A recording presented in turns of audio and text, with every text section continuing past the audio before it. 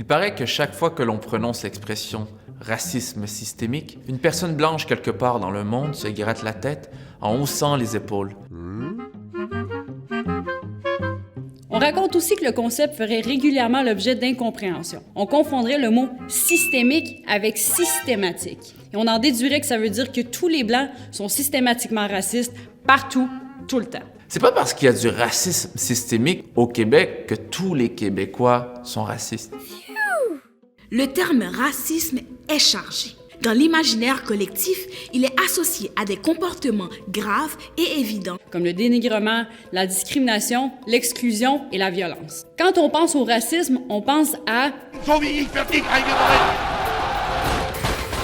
Le racisme, ça peut prendre des formes plus subtiles et insidieuses. Mais il ne faudrait pas en sous-estimer la gravité. Au contraire. Le racisme systémique, c'est un ensemble d'oppressions vécues particulièrement par les personnes autochtones et racisées dans les domaines comme le travail, la santé, l'éducation, le logement, la justice et les médias, entre autres. La raison pour laquelle on dit que c'est systémique, c'est parce que c'est inscrit dans l'organisation d'une société qui forme un système.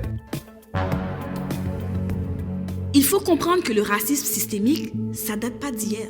Le racisme systémique tire ses racines dans l'histoire coloniale.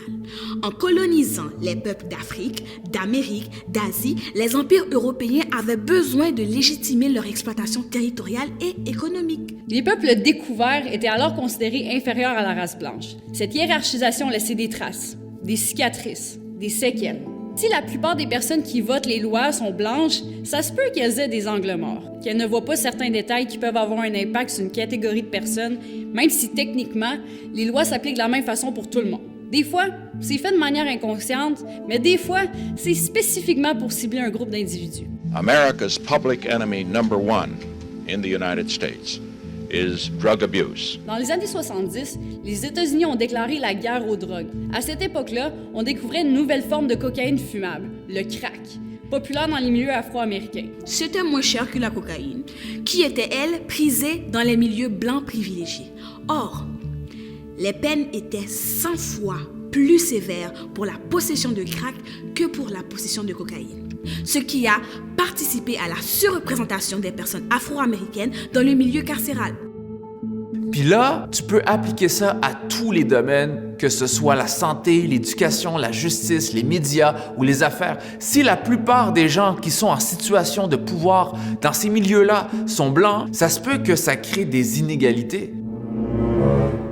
Le point de vue des personnes blanches est surreprésenté par rapport à leur poids réel dans la société. Le racisme systémique, c'est dur à illustrer parce que c'est souvent insidieux. Mais imagine qu'à partir de maintenant, tu étais 20% moins confiant de pouvoir obtenir un emploi, te loger ou te défendre en cas d'injustice.